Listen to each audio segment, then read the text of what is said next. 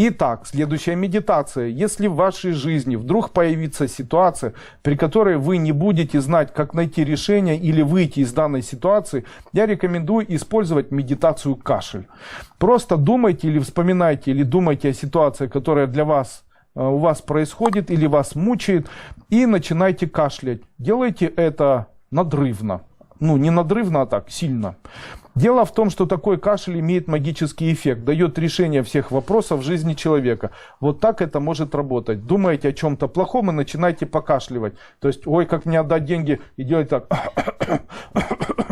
Ой, нога болит. Ой, еще болит. И делайте такое покашливание, а когда там появляется слизь, сплевываете. Таким образом можно вылечить даже заболевание, если этому уделять определенное количество времени. Даже в народе существуют некоторые такие высказывания. Одно из высказываний, когда говорят, да это я уже все откашлял, говорит о том, что проблема была решена при помощи кашля. Даже люди это заметили.